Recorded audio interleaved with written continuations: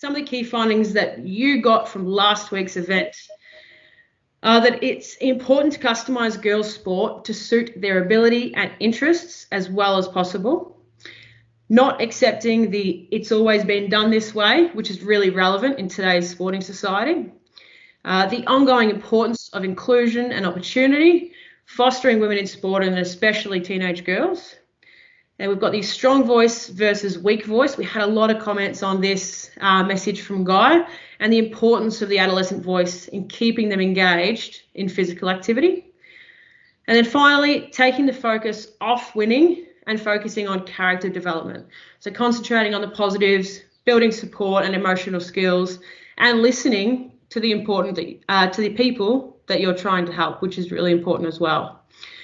Now, all that talk about the amazing things that we learnt off some pretty incredible speakers last week. And what a segue that is into our first speaker for this evening. Now, I'm sure she would be a familiar face and name for a lot of you, as Bianca Chatfield is an Aussie sporting icon. One of the youngest to ever debut for the Australian Diamonds at age only 18, Bianca then went on to have a stunning career representing Australia in her beloved sport of netball, with a gold medal, silver medal, and a world championship to her name. Bianca has since gone on to create a leadership program, the Ignition Project, which then led to the launch of her first book as an extension of this program called Every Girl Needs a Plan. So Bianca is now involved in the sporting media world, as well as continuing to inspire many women to become great leaders. So we're very incredibly lucky to have her with us today. Thanks, Bianca. Oh, thank you so much for having me, Kate, and everybody here. I'm really excited to be here, to get to speak to you, but also to listen to our other speakers as well. And as Kate mentioned, that as I'm talking, if there's any questions that you have, pop them in the chat box. I won't necessarily answer them straight away, but I'll definitely get to them as we let the others speak as well. So I'm going to keep mine to 15 minutes. Make sure you all keep me accountable to this. But what I wanted to do was, I didn't want to necessarily take you on a journey of my netball career, because I understand that's not everybody's thing. You know, we've all got our own lives, and a lot of what's shown in elite athletes' life is this highlights reel all the time. It's all the stuff that we put on Instagram. It's all the stuff that we want to show off, and it's constantly the things in my life, which were the gold medals and, you know, winning premierships. And don't get me wrong, I'm super proud that I got the opportunity to be a part of those teams and to be a part of a sport like netball, which gave me so much. But what I thought was really important tonight was to go right back to where it all started for me and give you a bit of an idea around what my community sporting club, what I learned, what I found out about myself, and the stepping stones that were set in rock solid foundations back then for me that really enabled me to not only enjoy the sport. Yes, I participated obviously as a player, but all the different things that I got involved with in the community that till this day I still remember, and I still remember the people that stood there and told me why I had to be involved and told me why I had to do more than just be a player at this club. And I remember all of those little lessons that I learned. And I think this is the most important thing for any person involved in a community sporting club, is the impact that we have on each other. And no doubt everybody's learnt, we don't want to go on and on and on about 2020 because it has been a bit of a crazy roller coaster ride. But there's so many great learnings I think we can all take out of the connection that we've all missed about being around each other and learning from each other. So for me, I grew up down on the Mornington Peninsula in a town called Somerville, so across the other side to you guys. And in that little town, I just did whatever sport I felt like. So I wasn't a netball nuffy that absolutely loved it and obsessed by the sport. I was a gymnast. I, thought I could play basketball as well. My parents were very much get outside and do something. Don't just hang inside. And the thing about playing netball, though, in a team sport, was I was surrounded by other friends at school, and you know how we all get dragged along and they take us to training sessions and you're like, oh, yeah, I'll give this a go, see what it's like. And to be honest, I was this really shy kid, and you probably look at me today and you think, how the hell is that girl shy? I was really shy. I had really low self-esteem. I am, and you can't see it right now virtually, but I am 6'2". I'm 189 centimeters. And I was pretty much that height from, I think, about a 14-year-old, which is very, very tall for a young girl. And I remember being at school and always crouching down and hiding because I wanted to be like everyone else. I didn't want to stand out in the crowd. I didn't want everyone to comment on how tall I was all the time. But as I started to feel really self-conscious about my height, the minute I stepped out there on the netball court, or even the basketball court for that matter, I started to really find who I was and started to really find this confidence within myself that when I was out there on court, it didn't matter how I played. It didn't matter what else was going on. It was the fact it was the one place where I actually felt like I belong. I belong somewhere where my height is an asset, where I actually can feel like, that I'm welcomed, that it's exciting to have someone of my height. And I'm around other tall girls as well, so I wasn't always the odd one out. And of course, my career went from strength to strength. But the thing that I got taught really early on, and my club, Somerville, and I remember the coach, her name was Jeannie Hayes, and she was just a volunteer like many of you are, and she was at the club and she had this thing, and beyond her years, she would have been in her 50s, and she said every single player that signs up to register for this club, yes, you're a part of the club and we want you to play and we want you to be part of it, but by the end of the year, you've got to tell me one way you gave back to the club. And so I was this 12-year-old girl thinking, I don't even know, like I'm stressing about thinking, going home to mum thinking, what am I going to do? I can't rock up and have nothing that I've given back to the club. And slowly but surely, as we were at training, like all these little things that would just come up all the time. So that she would always say to us, you participate on the weekends, but then we'd have some other kind of role. So some people in the team were like the social coordinators, and as 12, 13-year-old girls, it was our job to get involved in organising or helping with the best and fairest at the end of the year, or helping coordinate and remind everybody else that if you've got tickets, if you organise that, if you asked your mum and dad. Then she'd have a role where it was the pre-game role. And what did she call it? Yeah, it was like the warm-up duty. So we were the warm-up coordinators. So your job was at training and at a game day. And obviously we weren't very confident in what we'd even do, but she would just go, okay, you three, that you're on warm-up coordinator role. And so it was our job to just be a part of the warm-up and to actually maybe think of a stretch that everyone could do. Or on game day, it was about making sure the team list was in at the right time, or making sure everyone had paid their money before the game. So then it took that pressure off our coach, Jeannie, to have to do all of that and everything else all the volunteers have to do, and actually started to teach us some really important leadership skills, which we had no idea at the time were going to be essential skills for the rest of our life.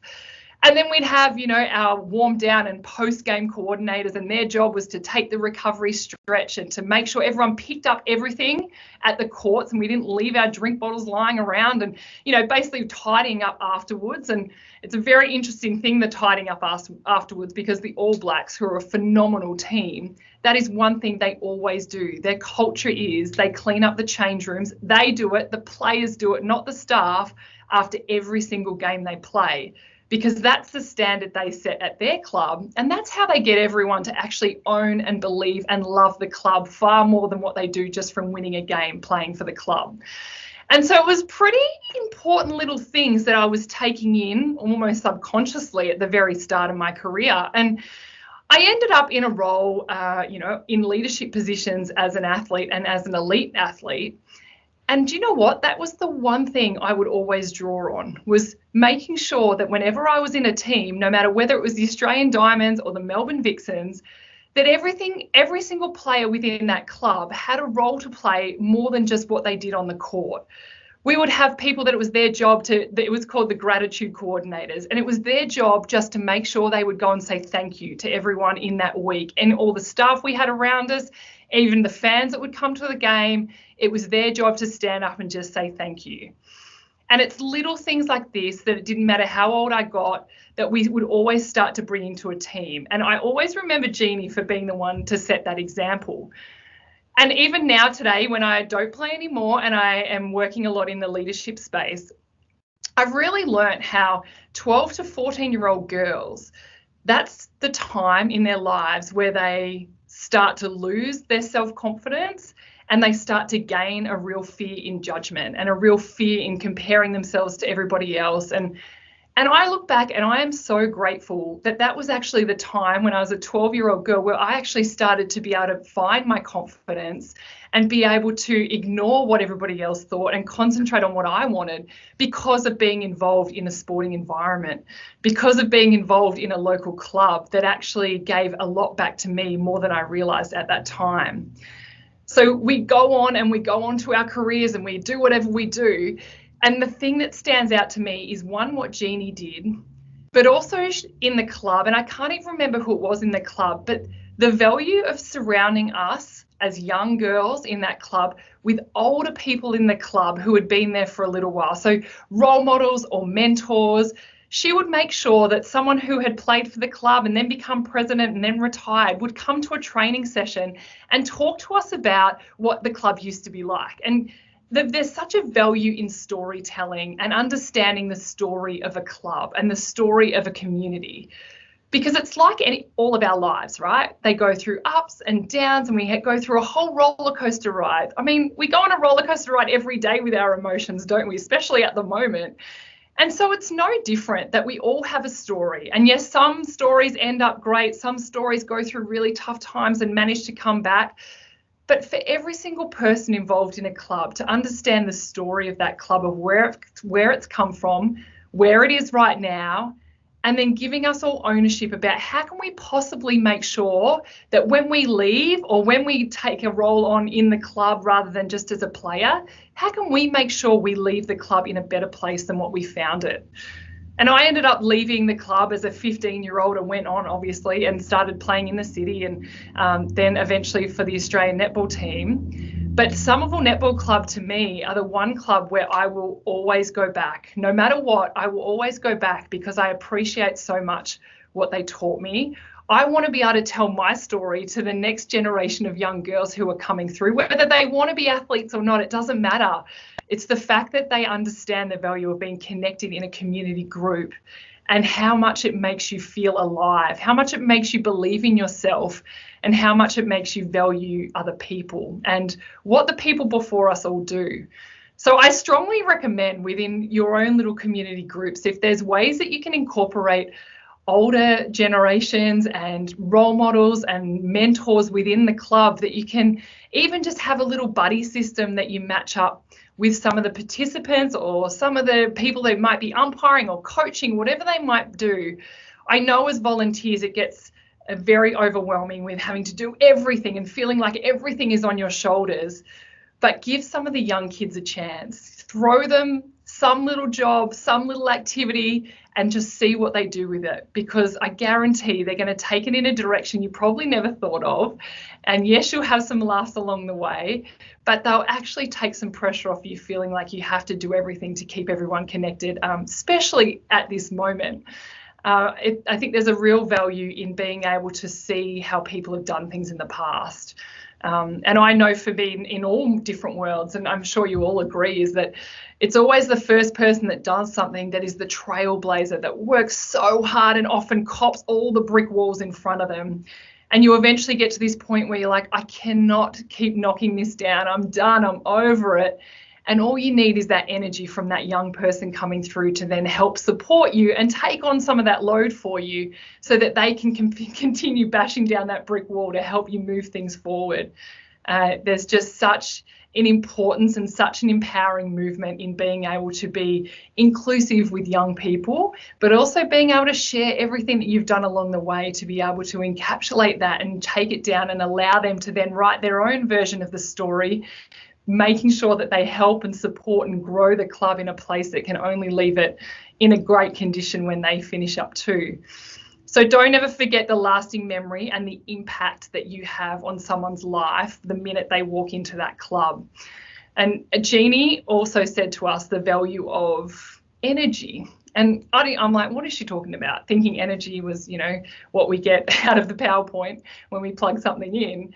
But she would always say to us at the start of training, the energy that we all bring in. And it wasn't about hiding your feelings, or if you've had a bad day, it wasn't about you had to block that out and pretend, you had to focus on training. She would get us all around into the circle and she'd say, okay, give me one word to describe how you're feeling today. And so some people would be like, I'm really tired. And other people would be like, I feel great. Like, you'd get a whole mix of emotions. But that was just her little way of going, okay, we're embracing who you all are right now. And we're going to go and do a training session and just see what happens next. And knowing that you all can't bring your best right now, but that's okay. The fact that you've all been able to share how you're feeling is actually a way that we can all understand, you know what, I need to be a little bit more empathetic to you right now because you're really tired and you've had a hard day.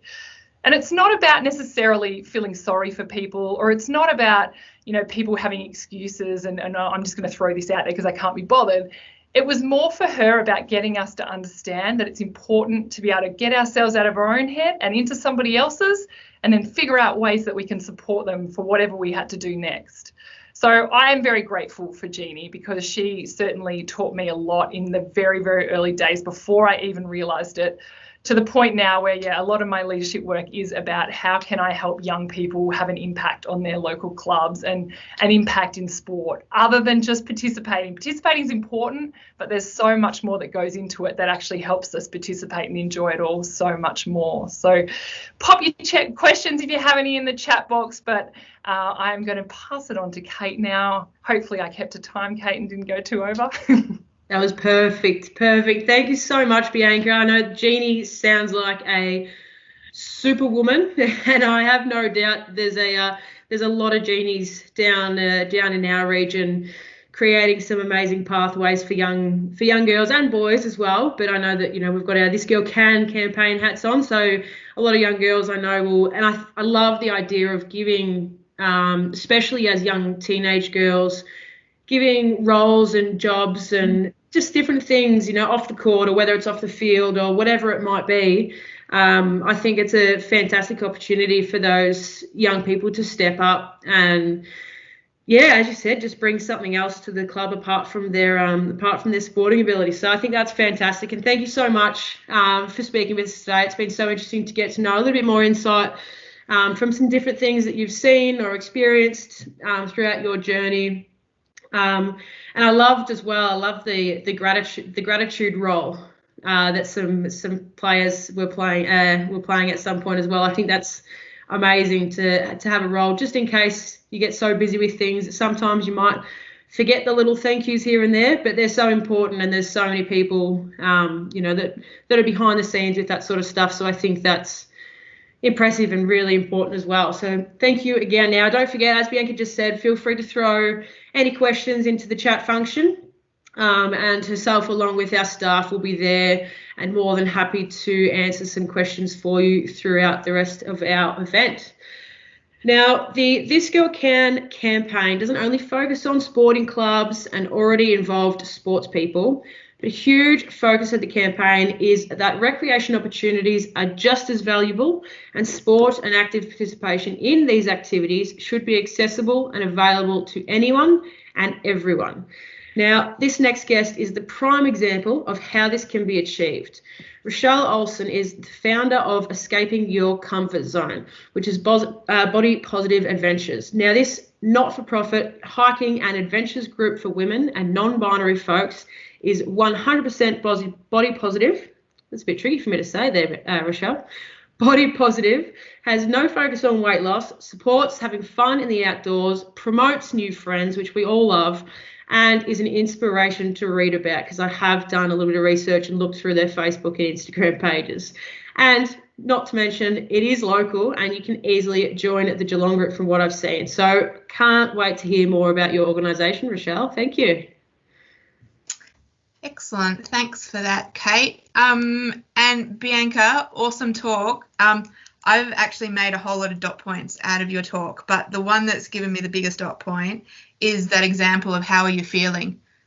Because so many of us, like, you sometimes come to an event and you're just like, oh, I'm having a down day. Like, if people could know that that's how you're feeling, it's like, okay, let me give you some space, or do you need any support? That's a game changer. So thank you. Hadn't thought about that. So that's great. So I'm coming to you today from the lands of the Wadawurrung people, and I wish to acknowledge them as the traditional owners. I'd also like to pay my respects to their elders past and present, and to elders of other communities here today. I am going to share my screen with you. Give me one tick. Radio, Kate, can you give me a nod if you can see it? Excellent. Cool. So, as Kate mentioned in the wonderful tongue twister of an introduction, I am the founder of Escaping Your Comfort Zone, which is Body Positive Adventures. Our motto is the outdoors don't care about your size, your pace, or your fitness, and neither do we. Basically, our aim is to get people out there who believe that outdoor adventure is just for super fit, super slim, super long distance type people, and it's not for them. We want to turn the tables on that, and basically go, we all belong in the outdoors and we can all have fun together, so let's go play. How did it all start? So it started about 5 years ago. I packed everything up, rented out my house, sold a car, etc., and headed off with my partner at the time for an off-road biking trip from Canada to Mexico, which was 5,000 Ks. Hardest thing I've ever done, and I think maybe I ever will do in my life, but it really narrows down your priorities. So I'd come from being a business analyst at Telstra, and all the lovely red tape that goes with it, and basically, I spent 5 months with the primary concern of, oh my goodness, how are my legs going to work again tomorrow? How am I going to get up this hill? What am I going to eat? Where am I going to get my next water? And at what point on the side of the trail am I going to pitch my tent? And that was my priorities. And I came back from there going, I can't go back to being a business analyst. I've got to basically do something that keeps me in the outdoors. However, what I recognise that is throughout my life, I started adventuring when I was 21 with a trip to the Inca Trail in South America by myself. And at that point, like, I've always been in a bigger body. I've always been plus size, but at no point in my life have I ever had any loved ones or anyone say to me, is that really a good idea, Richelle, at your size, at your fitness level? Because let's say there was zero fitness when I did the Inca Trail. Whereas I've met a lot of people along the way who they've had loved ones. I met this wonderful woman in Tasmania, and she said, at a trail running event, and she said, my mum's here, but she won't get out of the car because she's too embarrassed of me because she thinks I'm too fat and I'm too old to think about starting to run. And that makes me so sad, because loved ones are trying to do what's best for you, but sometimes it comes out all wrong. And for a lot of people, that just puts them off. So I thought to myself, what about if I could become the cheerleader for these people who don't have that kind of support? So then after 6 months back at Telstra, I then put a post up on Facebook that said, hiking for plus size women at Listerfield, and I put it up as an event. And I didn't know if anyone would show up. I remember sitting there so anxious in the car park going, is anyone going to show? And if they do, what am I going to say to them? And it was just this idea, and we had 14 people show up that day, and it just snowballed from there. So that was really exciting. So we are a Bushwalking Victoria club. We started in 2016. And each year we hold over 300 walks, hikes and other adventures. I'll show you a little bit about our adventures in a minute. We've got over 50 volunteer leaders across Melbourne, Geelong, Gippsland, Ballarat, Bendigo, Canberra and Sydney. And as of today, looks like we're going to have a couple in Brisbane too, which is pretty exciting. We've had over 400 participants over the last few years. We're open to women and non-binary people. And we cater for the true beginner. So when I talk about the true beginner, one of the things that I often talk about is probably 12 years ago, I decided I wanted to do triathlon. long story as to why I decided that, but I got to the point I decided I wanted to do triathlon, and I got there to do a beginner's course of 8 weeks. And I showed up and they're like, all right, beginners here. Okay, so Thursday night we've got our run. So for the total beginners, it's 8Ks. For everyone else, it's 12Ks. I couldn't run 500 meters at the time. And the same with I could swim, but I'd never swum the length of a 50-meter pool. I could do a 25. And as for the ride, I was okay with the ride. But what I realized is they said beginner, but there was an assumption that as a beginner that you knew all the bits and that you could do all the bits and you just needed to put it together. I was quite lucky that there was another couple of people who were true, real beginners like me, and we had our own coach for 8 weeks, and I've loved triathlon ever since. But that's one of the things for us is like, if you can walk around the block with your dog, you can come and walk with us. So that's the key there. I just want to go through a few things that I'm not going to take a long time here, but just to show you what our group looks like. So our group's done things like completed adventure races with huge smiles. We've snowshoed at Lake Mountain. We've hiked at Tassie's Cradle Mountain, and we were supposed to be there again in the last couple of months, but obviously COVID. In that same trip, we felt alive in the freezing Dove Lake, and if you notice the snow behind on the mountain, you'll understand how freezing it was. We've headed out on the first 3Ks of the Razorback in the high country. One of the things that we like to impress on people is you don't have to do all of something to actually get an amazing experience. So the Razorback is a 22K out and back hike in the high country out to Mount Feathertop, and it is stunning. But a lot of people will say, well, I can't do 22K, so I'm not going to do it. And that's where I turn to them and say, can you walk for an hour or half an hour? Work out how much time you want to take, see where you get to, and at that point, turn around and come back. And the views, I can guarantee the views on the Razorback from the start are absolutely spectacular, and you're not losing anything just by, oh, but I haven't done the whole thing. There's this assumption that you've got to go and do the whole thing to achieve something, but you don't. You can get those epic experiences that you wouldn't get anyway, because you'd never go there if you thought, I've got to do 22Ks. So let's just do a small section.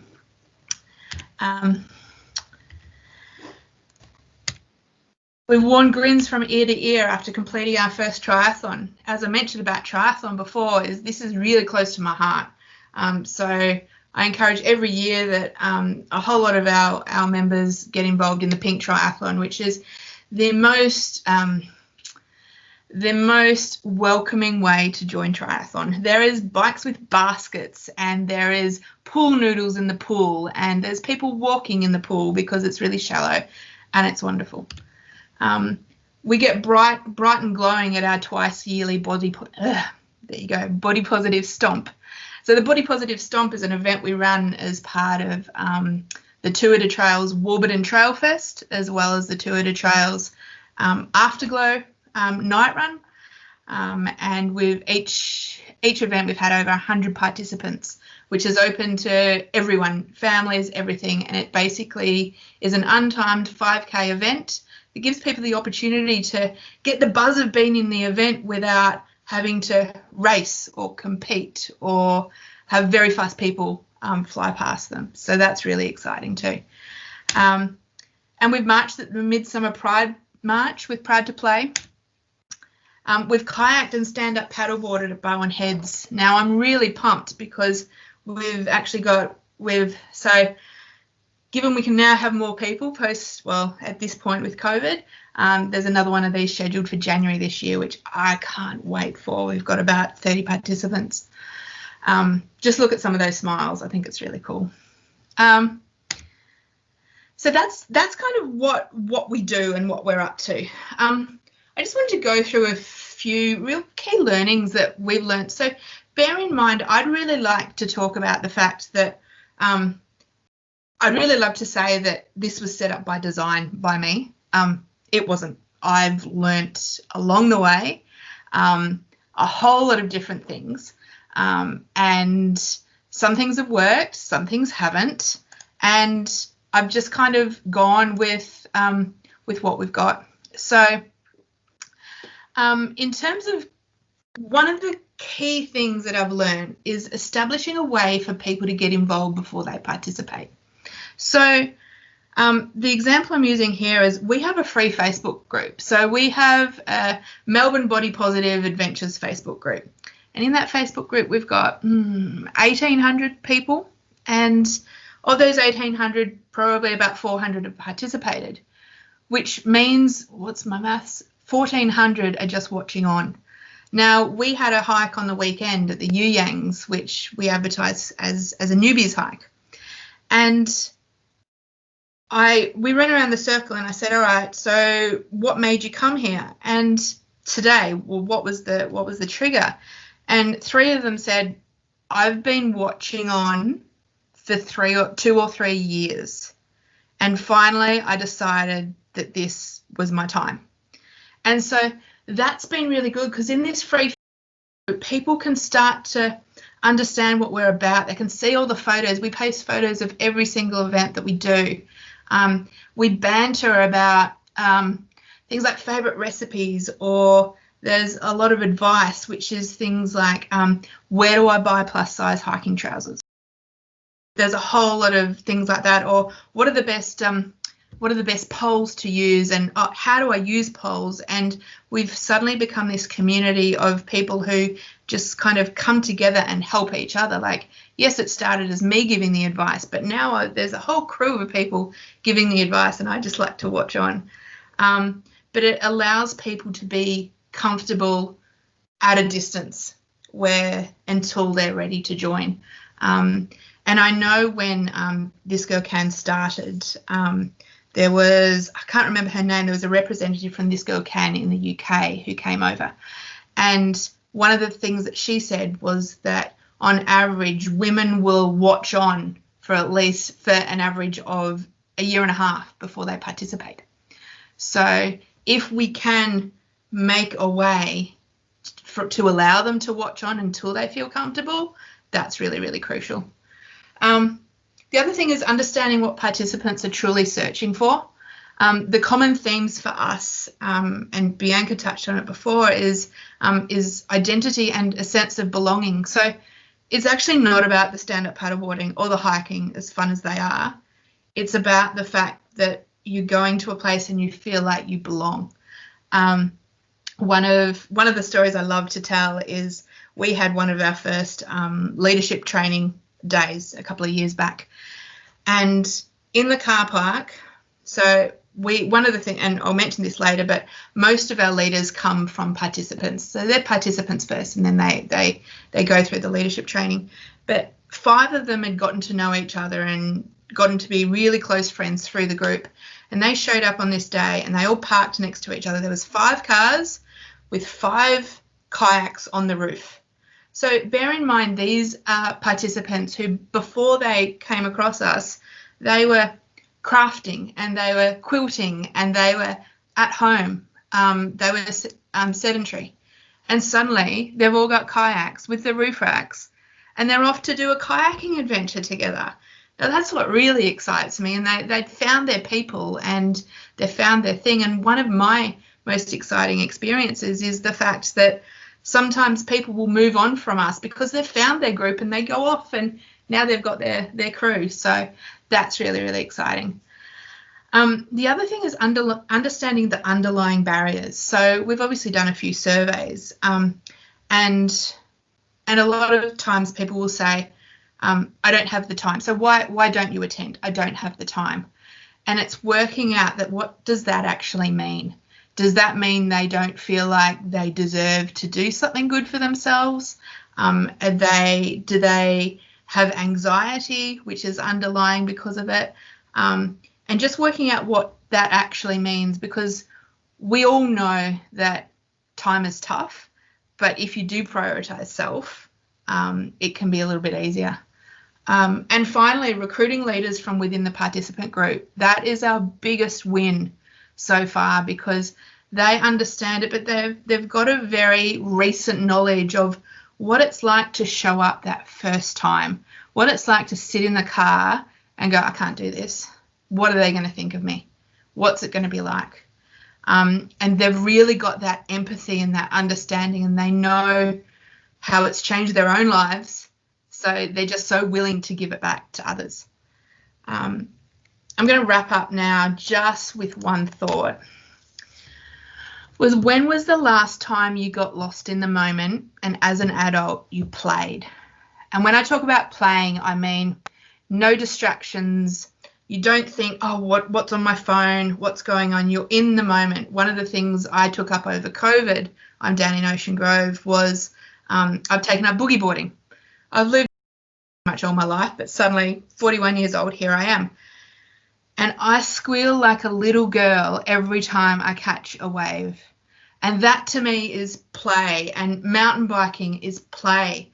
But other things might be like running around with your dog or playing frisbee with your kids or something. Like we get so, I guess, inside ourselves and just go, oh, what will people think? And I shouldn't do that because I'm an adult and things like that. But think about when was the last time you played and how you can play again.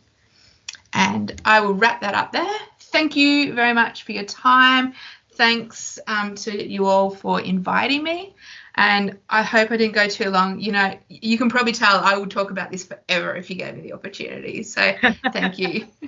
That's all right. We can see the passion that comes out, Richelle. I think it's fantastic. And I think everyone should take a little note from that last you had and find a time this week to go and play. I think that sounds like a lot of fun, and I'm sure my dog would be happy to for me to find a good time to play with him. So thank you so much. You've done an incredible job for so many women and girls and non-binary within the community. And I know that I love, as I said before, I follow your group on Facebook and Instagram, and the photos are just awesome. It's the sort of group that makes you want to be a part of it. And as you commented on the photos, the smiles are endless, which is really nice to see as well. Now, just for everyone's knowledge, we are going to post a link within our chat that will take a 2-minute video that also showcases the Escaping Your Comfort Zone organisation as well. So that'll be a good one for you to be able to have a quick look at once we're wrapped up tonight, and we'll also email that out to you as well. So thanks again, Richelle. Now, finally, to finish up our evening, we're lucky enough to have along the current state and national Cricket Coach of the Year from the Illawarra Cricket Club, Jaccob Rodda. Now, Jacob has had his fair share of roles at the club, including president, captain, junior coordinator and junior coach, but is now focusing his time on the opportunities for females, and he's really leading up the female programs in his district, as well as sitting on the Barwon Women's Cricket Competitions Subcommittee. Now, after building up his own club from only a handful of girls to a now successful and extremely impressive 130 female strong club, I can't wait to hear more about how this self-proclaimed cricket tragic was able to do this. Now, I'm going to get Jacob to tell you a bit about his story to start, but then we're going to have a bit of a Q&A session. So, Jacob, if you'd like to start us off. You're just on mute there, sorry.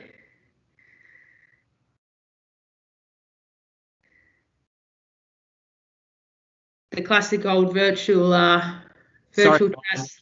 What an amateur! And very hard to back up Bianca and Richelle. That was great to listen to both your stories, and I feel like I'm very much out of my class here a little bit with these girls that have spoken so brilliantly. I guess I'm hoping that I can just deliver a bit of a grassroots view on things, and the way I guess we've moved the cricket perspective of women's cricket here locally in the Colacan district. So I guess the title of holding the Coach of the Year award is actually a very daunting one to carry. I guess technically maybe not a brilliant coach, but it was obviously just that engagement work of pulling together an idea and a few groups of girls, and getting some teams out on the park and a competition up and going,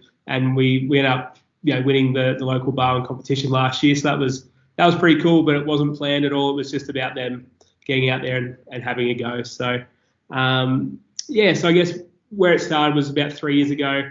Just knew that with the fantastic coverage, I guess, that female cricketers had through various free-to-air channels, and that the space was there to tap into. I guess we just need time to drive that.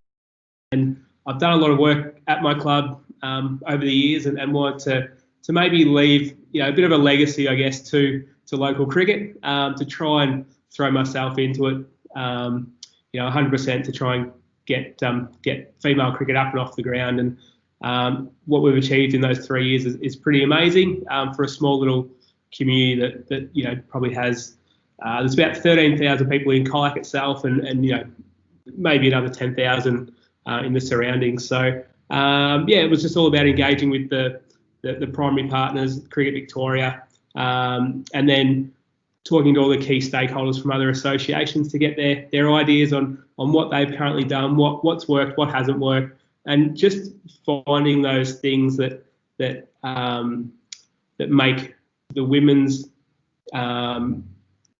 group tick compared to a male's group, and designing it that way a little bit too, and ensuring that we're ticking off all those right avenues for the ladies to stay engaged and to invoke them to get active. So really lucky that we got some funding through Cricket Australia to activate a few clinics and come and try days.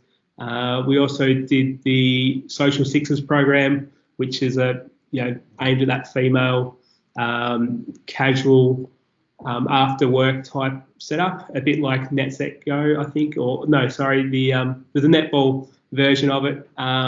It's just a short, sharp little hour session, just to get them engaged and to learn a few skills. So and that obviously just built things in from there. The first year we really just started with a junior competition, and then so this was 3 years ago, and then last year we kicked off with having some actual adult women take up the sport, and now we actually have, in our third year, we've actually our own local competition with 5 teams in it. Now we've got a junior competition with 6 teams. We've got a team heading to Geelong playing in the Barwon competition, so it's sort of another tier up.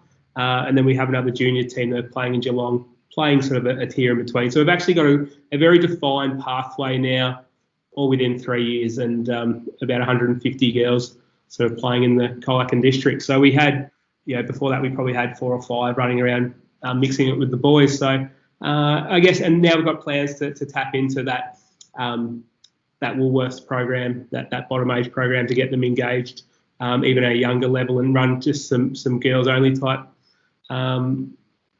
programs. So yeah, it's been exciting and challenging, but it's also it's about getting those coaches, those parents involved, and making sure that they have some input and some ownership. And I guess that's probably my next challenge is to what does things look like in a few years' time if I try and share the workload out, and then potentially get back to playing cricket myself. I've sort of had to put that on the back burner a little bit over the last couple of years with a couple of young kids at home and stuff too. So it's just that balancing type act across the board. So the biggest benefit has been that I think the Australian cricket women's team is the most loved team across Australia.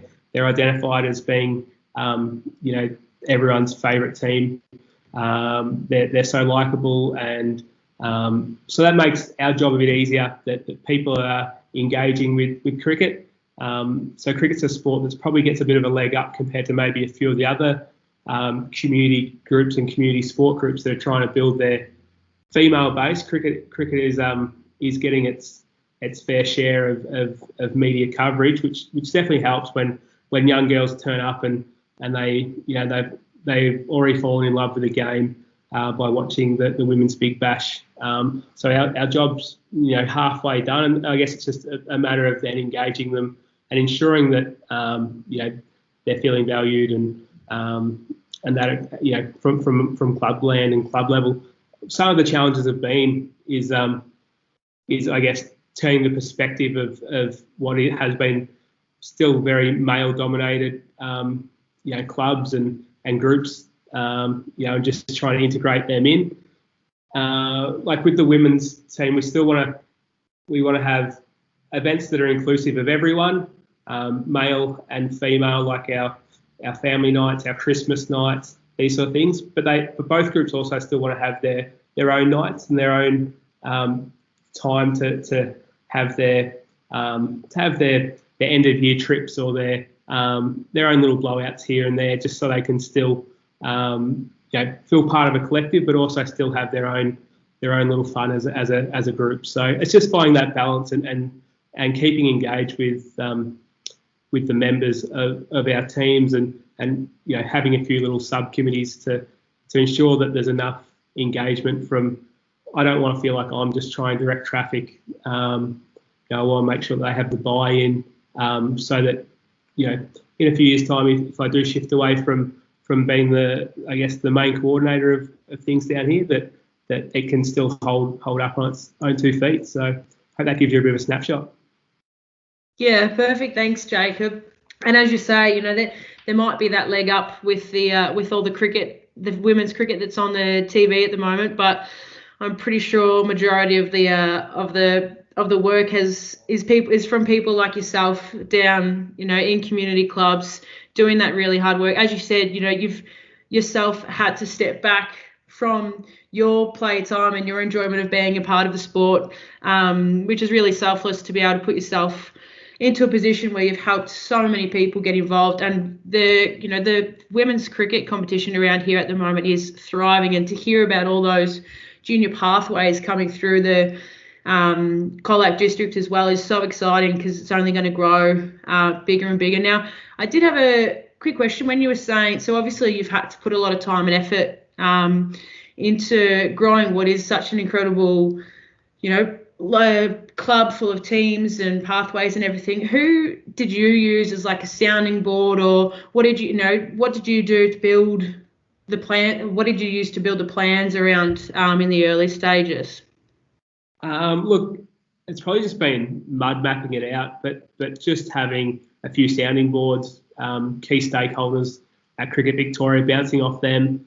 They've got, there's competitions right across Australia that they can bounce off, and they're happy to share, what's worked, what hasn't worked, what time to schedule things for, what's going to fit around, a busy mother, a late teenager who wants to maybe give it a go. You've got to kind of weigh it up completely different to maybe to what you might fit or schedule, a male training session for, and just try and work around, what time of the day and what time of the week is going to suit them. And, they just want a taste of it, so you don't want to burn them out. So we ensured that, all our programs were probably a lot shorter in their fixturing to start with, and then just grew it out from there. Once the girls had a taste of it and they got hungry to learn and have longer sessions or longer seasons, we then stretched it out a couple of weeks at a time over the last few years. But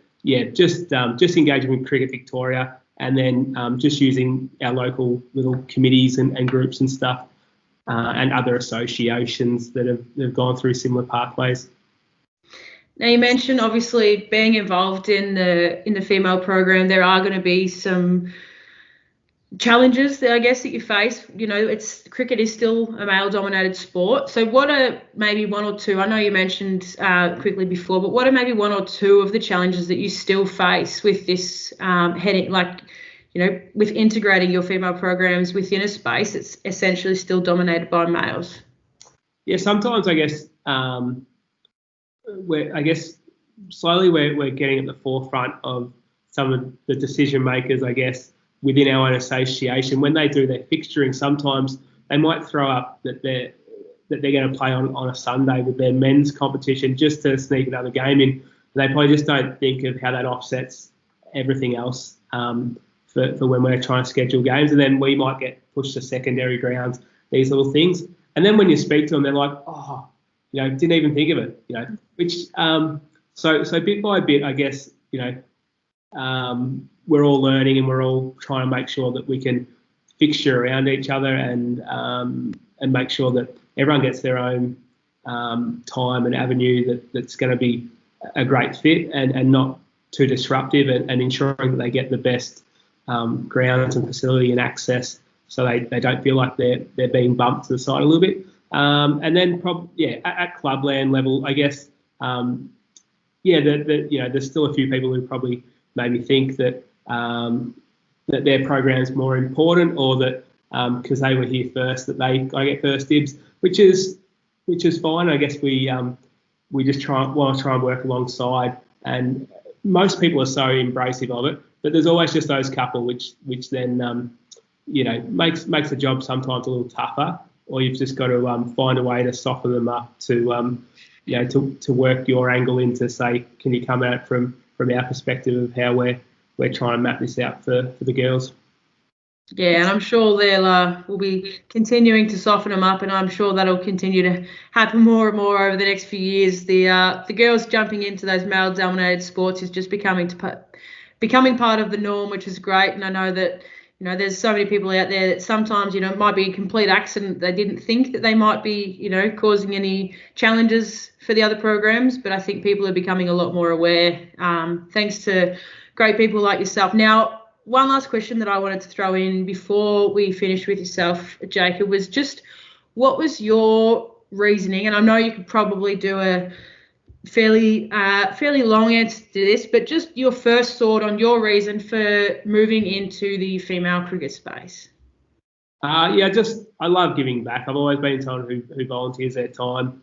I think as soon as I was out of junior cricket, I was straight into coaching, almost junior cricket, and I've now done probably nearly any role at the club, from captaincy to presidency and all that sort of stuff. And this was just another opportunity or another feather in the cap I wanted to tick off and try and enhance the game and grow the game and make our clubs here in the CDCA a real family destination. For me, my cricket club is my second home. I spend probably 4 or 5 nights there a week doing some stuff, whether it's the guys were there tonight laying a brand new pitch for another practice wicket and all this sort of stuff. So you do get dragged there, but you're more than happy to do it because it's your home away from home. Your mates are there, and you just want that opportunity for not just for your sons, but now for your daughters and for your wife, or and we're lucky enough that at our club we have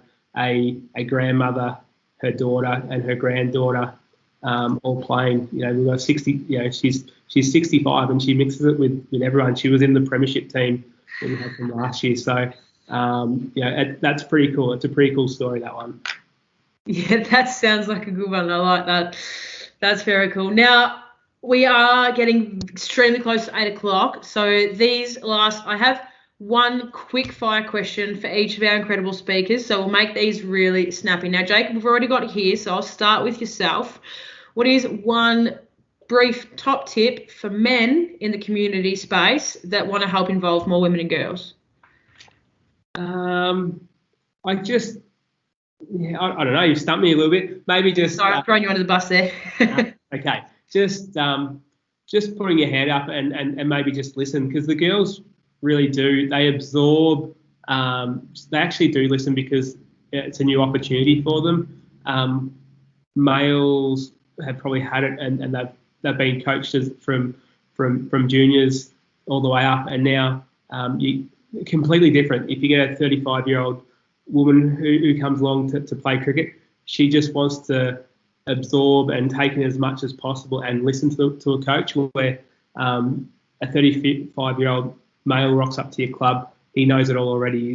Don't tell him how to do that. I've done this all before. So So I guess just they're chalk and cheese, I guess, a little bit there. And just getting involved. And as you say, it sounds like the girls probably have a different level of appreciation at times because it might not have always been an opportunity that they've had. Now, Richelle, I'm just going to flip over to yourself. So what's one piece of advice that you have for recreation groups and their strategies about bringing in and retaining more women and girls? It may be something that you've already touched on. It's just a last little snippet from yourself.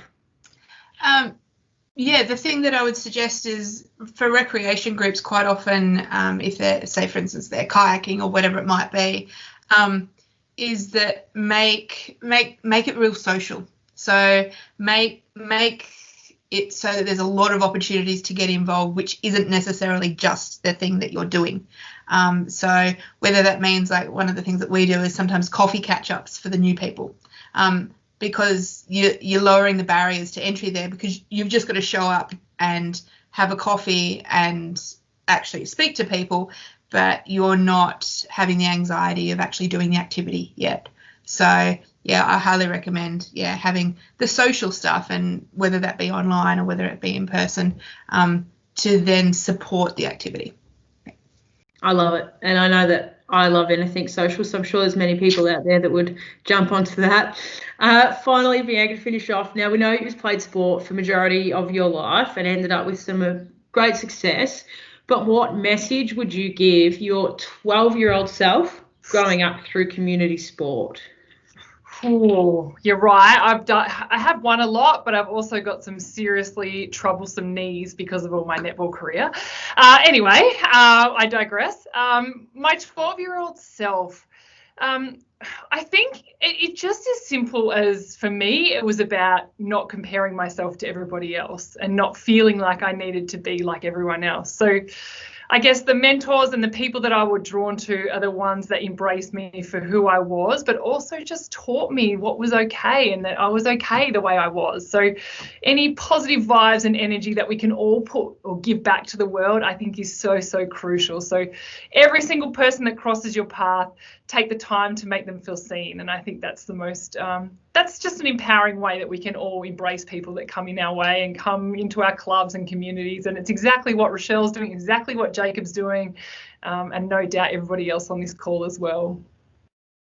Perfect. Thank you so much. Now, as much as I could talk to you guys for the rest of the night, we have just gone a snippet over our 8 o'clock. So thank you again so much for joining us this evening and sharing your time with us and your knowledge and your stories. I hope everyone's been able to take something away from this session, and I think it's fair enough to say we've all learned something new and a new way to increase participation in some way or another. So thank you again for joining us. Hope you enjoy the rest of your evening. Thank you for everyone listening in. Have a lovely evening tonight and the rest of your week ahead. As mentioned before, we'll send you the link to the recording and all of our questions and comments. And if we haven't got to them yet, I'll be sure to get those answered for you before we email them out. So thanks again, everyone, and have a lovely night. See you later, everyone. Thank you. See you guys.